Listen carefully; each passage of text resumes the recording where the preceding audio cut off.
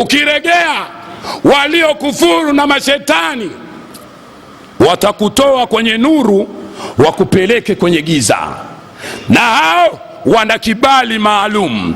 Ulaika ashabun nari, hao ndio watu wa motoni. Hum fiha khaliduna, watakaa humo milele. Jamani, suala la kuambiwa motoni milele, jamani, ni jambo kubwa sana. Na ndio maana wenzetu wakasema, rabbana ma khalaqta hadha batilan subhanaka faqina adhaban nar. Ewe Mwenyezi Mungu, hukuyaumba haya mbingu na ardhi kwa mchezo. Hukuumba ardhi twende viwanjani tukatizame mpira, hukuiumba mbingu tukaa kazi yetu kuangalia ndege na tumefurahi tunakwenda na ndege kutoka mji huu kwenda mji mwingine. Umetakasika Mwenyezi Mungu, tuepushe sisi na adhabu ya moto. Namuomba Mwenyezi Mungu atujalie, atuepushe na adhabu ya moto. Sasa sikiliza sasa vishindo vya maluni Iblis. Alikuwa mcha Mungu huyu, alikuwa anajulikana, alikuwa alimu huyu, ameporomoka kwa kibri mara moja tu. Sasa sikiliza habari zake. Anaulizwa, nani rafiki yako? Anasema, rafiki yangu mtu mzinifu. Mtu mzinifu ndiyo rafiki yake. Kwa hiyo mtu akajitokeza akawa mzinifu, basi huyo ni rafiki wa Ibilisi. Kuna watu wanawake 2 watatu bado wazinifu. Kuna watu wanawake 4 kabisa wameshamaliza, lakini na nje ana 4. Huyo ni rafiki yake Ibilisi. Kuna watu wao kazi yao vionja mchuzi, ndoa zao kaoa leo, kesho kutwa kamwacha kenda oa mwingine, sababu anajidai anaoa. Huyu ni mzinifu kiurai, mzinifu wa kiujanja, mzinifu wa kitapeli. Wako watu wa kuonjaonja, kapelekwa hapa kaoa, hafiki hata miezi 6. Anaulizwa, vipi basi tulikupeleka pale, una wake wangapi, kwani wewe bado unaendelea kuoa watu? Anasema, yule mkorofi bwana nimemwacha. Kumbe mkorofi yeye kionjaonja,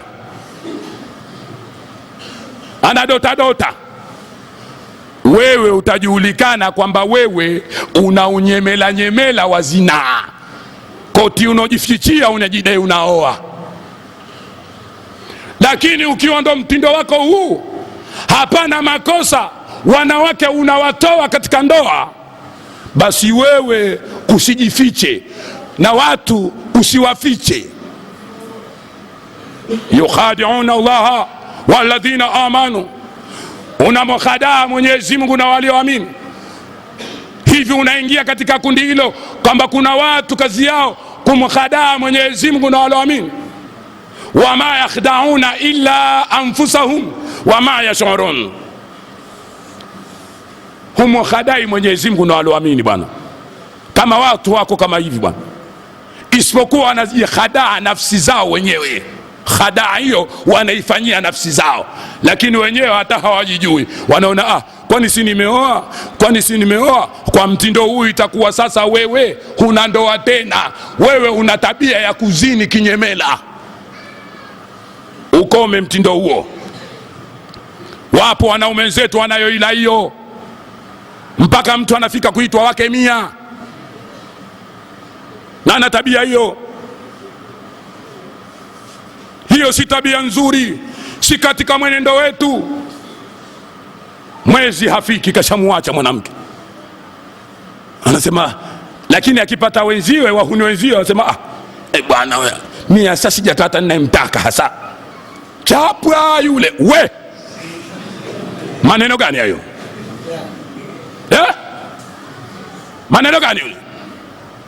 Hajakolea sasa vile ninavyotaka mie. Unataka vipi wewe? Wewe mwenyewe umekolea. Haya maneno vibarazani humo wanayasema watu, wanatoa aibu za wake ambao wanao na wengine ambao walikuwa washawaacha. Uislamu unataka mtu ahifadhi siri ya mwenziwe. Uislamu unataka mtu ahifadhi aibu ya mwenziwe, hususan mambo ya ndani kabisa. Kuna mambo wakati mwingine sisi tunayazungumza kama ni mawaidha, lakini hatuwezi kumtaja mtu. Utamjua nani? Sisi tunasema tu kuna watu wana hivi hivi, alafu wengine wanatuambia yule ana mawaidha, ana kashfa. Kashfa ziko huko, wanawake wanakwenda uchi bana. Tutaendelea kusema mpaka kiyama. Takbir. Wow. Ndio nafasi yetu ilokuweko. Wenye nafasi ya kuamrisha wameregea shauri lao, maana kuna amri, wakisema watu wasitoke nje, watu hawatoke. Wako hivyo wananyenyekea. Lakini ikifika pahali mtawaambia watu wasiende kuswali, pia atakuwa hawendi. Hapa ndo pana kazi sasa. Tunamwomba Mwenyezi Mungu ajalie isifikie hali hiyo. Tunakwenda makafiri wanasie siku na mchana, wanatukamata, wanakwenda nasie kila hali. Lakini Mungu ameshatoa ahadi, Allah subhanahu wa ta'ala, wa inna jundana lahumul ghalibuna. Anasema kwa hakika jeshi letu litakuwa ni lenye kushinda. Maana jeshi letu ni mtu ambaye mcha Mungu, huyo ndo jeshi la Allah. Muumini wa kweli, huyo ndo jeshi la Allah. Na shetani naye ana jeshi lake. Ulaika hizbu shaitan ala inna hizba shaitan humul khasirun.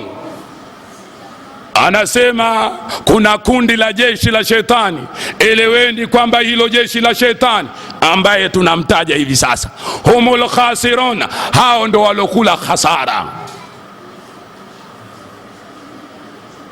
Lakini Mwenyezi Mungu Subhanahu wa Ta'ala anataja jeshi la kwake yeye sasa. Ulaika hizbullah ala inna hizballahi humul muflihun. Allahumma ja'alna minal faizin. Anasema hao ndio jeshi la Mwenyezi Mungu. Eleweni kwamba jeshi la Mwenyezi Mungu ni lenye kufanikiwa, limefaulu. Sasa hebu tumwangalie huyu. Anasema mzinifu ndiye rafiki yake, maluni ibilisi lanatullah. Je, tuiangalie orodha ya zinaa hivi sasa. Mwenyezi Mungu anasema wala taqrabu zina innahu kana fahishatan wa saa sabila. Msikurubie zina, hakika zina ni katika njia mbaya na chafu. Allahu akbar. Ndani ya kuikurubia ile zina tu, ukiingia kwenye njia yake, kwa sababu utaikurubia kwanza. Ukikurubia umefika kwenye njia. Ukifika kwenye njia, wewe umeingia katika mambo machafu. Ni njia mbaya yenye uchafu kabisa. Kwa mfano, mtu anakuambia usikaribie barabarani. Kwa hapa msikiti wetu uko karibu na barabara. Kwa hiyo ukianza kufika hapa msikitini tu, wewe ushaanza kukaribia barabarani, na uliambiwa usikaribie barabarani. Sasa ukajidai niko hapa tu sijafika barabarani. Utakwenda, umeambiwa usikaribie. Hapo ndo barabarani, unaleta ubishi wako. Hapa ndo barabarani. Maana ndo ile mtu anasema, kwa nini nimemfanya nini? Si nimemgusa mtiti tu. Nimemfanya nini? Si nimemkamata hapa tu. Kwani hapa ndo, hapo ndo barabarani mnakaribia sasa. Kwani sinazungumza naye kwa simu tu, bibie ujambo, hali yako, ndo unasogea we kwenye hiyo njia. Umeambiwa usikaribie, kisauti kitakuvutia. Mara hupendi kukaa na watu tena, maana simu ikiwa ya shari hakai na watu. Mtu utamwona, bwana subiri kidogo na agenda na mipango ya siri. Wewe motoni kuna siri. Mwenyezi Mungu asema yauma tubla sarairu. Ujue kama motoni hakuna motoni hakuna siri. Sasa wewe unayazungumza motoni unajidai siku ambayo Mwenyezi Mungu atafichua siri, hayo maneno hayo yatakuwepo. Mtu ataona ajabu mpaka ile imo ile sio, unaona imekwisha ile. Ulifikiri mpira wa baskeli umetoka upepo ule?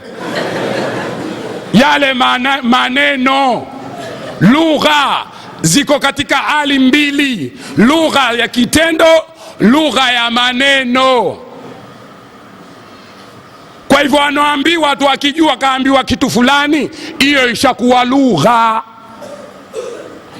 na hapo ushanena, umezungumza.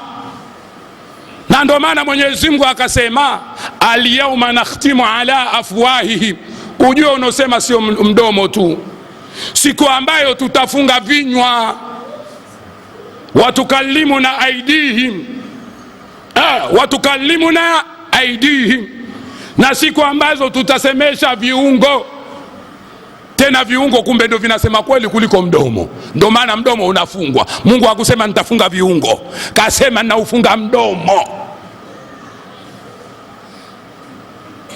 Kumbe ingelikuwa majaji wana uwezo wa kuweza kuhukumu uzuri, kumbe midomo ingefungwa. Ndio maana leo watu wengi wanakuwa waongo, wengine wanawafungisha wenzao kwa midomo yao.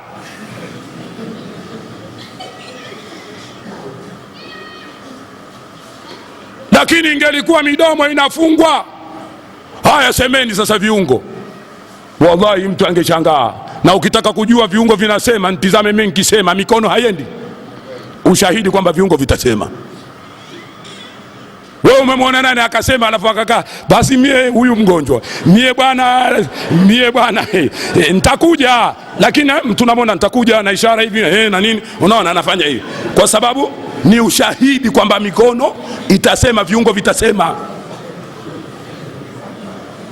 Wewe ukiliona jitu linaongea mdomo mtupu tena limejikusanya hivi mikono kama sanamu, basi ujue kama wewe akili yake si barabara. Au mgonjwa tena umuulize, shekhe hiyo mikono inauma? Muulize, unaumwa na mikono? Naona ukiongea unabana mikono hivi. Akikwambia tena kwani lazima nikiongea na mikono nini, mwambie ndio maumbile na Mungu ndo alivyofanya. Wewe peleleza, ukimgomba mtoto, wewe umemsikia nani akamgomba mwanae? Wewe nitakupiga mie, akakaa hivi nitakupiga ushike adabu yako. Lakini hey. Mnanchezea, mnaanza. Mwenyezi Mungu azungumzi vitu vikawa havipo. Sasa ukiambiwa mikono itasema, viungo vitasema vipi? Ushahidi ndo nakupa kabla hujafika, ndo haya kabla hatujafika. Watashhadu arjuluhum bima kanu yaksibun, na itasema mpaka miguu kwa mtu aliyoendea. Miguu itatoa tamko, utaiona ajabu hiyo, inazungumza miguu, haina shaka. Mimi siku hiyo nilikuwa kona maeneo ya daraja bovu, alimwita mwanamke, yule mwanamke akamwambia njoo wewe. Mimi miguu nikatangulia, nikafika. Na shuhudia toka wanaekeana miadi na kila kitu. Na hili ndo balaa sasa. Na zinaa inaanzia kwa mwanamke. Ndio maana Mwenyezi Mungu akasema azani atuzani, mzinifu mwanamke na mzinifu mwanamme. Lakini je, huyu mwanamke anaanza vipi zinaa? Kwa mapambo, kuonyesha mapambo yake, kuwatamanisha, kuwaita wanaume, anawaita kwa vitendo. Mtu kavaa mpaka anaonekana bwana, kwa hivyo anakuita njoo. Hashughuliki na kilemba chako, hashughuliki na kanzu yako, hashughuliki kwamba wewe unampenda Mungu kiasi gani, lakini lazima akupelekee matamanio. Sasa sijui leo kama tutayamaliza haya, maana leo nipo hapa tu kwenye hawa marafiki wazinifu wanopendwa na Ibilisi maluni, laanatullah, watu wazinifu. Na leo watu wana vimada humu. Kuna watu wanasema kuoa wake wawili watatu hawawezi, na kuna wanawake anasema bora nijue mume wangu ana mwanamume. Kuna watu majahili humu, mimi bora nijue mume wangu kama ana mwanamume. Kuna mwanamke mmoja akasema nikijua kama mume wangu ameoa basi mimi bora niende motoni. Allah, wewe una uchungu kiasi gani? Na kuna watu kazi yao kujibandika mizigo ya wake tu wakawadhulumu. Anabandika shati yake tu pale kwenye nyumba, miezi mitatu hayupo, imekuwa kama nyumba ya buibui. Mwanamke mpaka anafikwa kutokezewa na matatizo, anaingia mwizi, anabakia mume wangu amka, anapiga mto, kumbe mume hayupo. Mume wangu amka, mume wangu. Mwizi anachungulia hivi, anaona shati, anaona do, kweli humo yumo mwanamume, kumbe hamna chochote. Kuna baadhi ya wanaume wanawatesa wanawake. Kuna baadhi ya wanaume tena, ili tunasema, maana mara nyingi sana husema tunawaambia kina mama na wanaume hivyo hivyo. Kuna baadhi ya wenzetu wanaume wabaya, hana mwanamke mzuri kwake yeye, anavotesa. Kuna wanaoendesha vichura mbali, kuna wanaoendesha mchaka mbali. Mwanamke hana raha ndani ya nyumba. Baada ya kutukanwa na mume, anamaliziwa na mawifi. Akimaliza wifi, anakuja mkwe. Wenyewe anasema ninanyonyolewa, na ananyonyolewa kweli. Akitoka huyu anaingia huyu, akitoka huyu anaingia huyu. Zina yurithul faqri, zina inarithisha ufakiri. Wanaume wengi washafilisika kwa sababu ya zinaa. Watoto ndani ya mitaa, kuna watu sura zao na wala si watoto wao, na anasema huyu nilopiga bao nje ndo sura yangu kuliko wao wa kwangu. Bao la nani? Umempiga nani bao?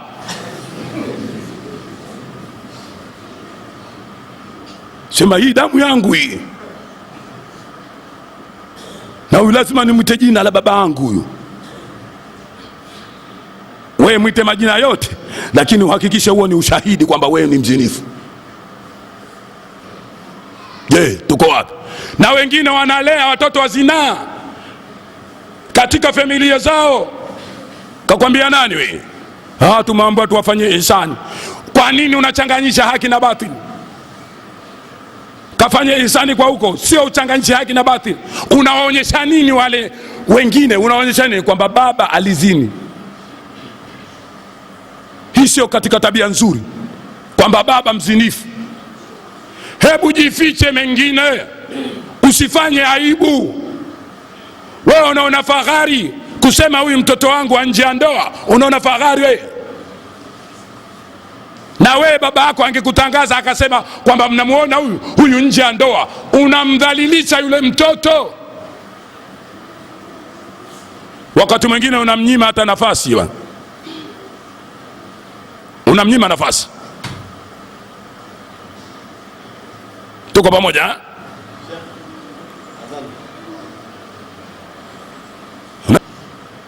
Kwa hiyo kama tunavyosema, hatari ya zinaa. Zinaa ina milango 7.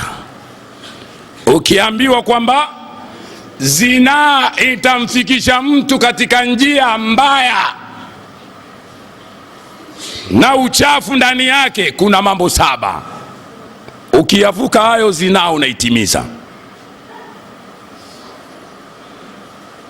Na ndio maana bwana Mtume Muhammad sallallahu alayhi wasallam akasema, la yazinu zani hina wa huwa mumin. Hawezi kuzini Mzinifu wakati ule pale anazini akabakia na sifa ya uumini, anaondolewa sifa ya uumini na kuwa sio muumini. Na kama si muumini basi umekula hasara. Kwa hivyo leo wangapi wameshapotea katika hali hii ya uzinifu, na sasa hivi idadi ya dhambi ya zinaa inaongezeka. Katika dalili ya kiyama, zinaa itaongezeka pamoja na pombe, ni katika dalili za zinaa. Na leo angalia pombe inavyosafirishwa kwa magari na watu wanaficha kwa turubali. Waislamu wanafunika turubali, lakini bado wanamhadaa Mwenyezi Mungu na waloamini, lakini kumbe wanajihadaa wenyewe nafsi zao. Sasa tuangalie hiyo milango kwanza itakayompelekea mtu, ikamate vizuri. Hukuweza kuivuka milango hiyo, wafasiri wanatueleza hayo, basi wewe umejiepusha na zinaa na umeepukana na ile kuikurubia zinaa. Kamata vizuri sentence hiyo, kamata habari hizo za watu wa juhudi hao, wamekwenda mbio kina Ibn Kathiri hao na wengine, lakini wameona kwamba hapo, Allahu Akbar, ukiivuka mambo hayo basi tayari ukiyaweza hayo umeweza zinaa. Jambo la kwanza kuangalia, na dalili ya mtu mzinifu anapenda kuangalia. Peleleza sana watu wanokaa katika maskani, shughuli zao nini? Ni kuangalia viuno vya wanawake. Kuna watu wanafika samaki kuoza wakiwa sokoni, yakija magari yanauza omo sijui nini, unafikiri wanauza omo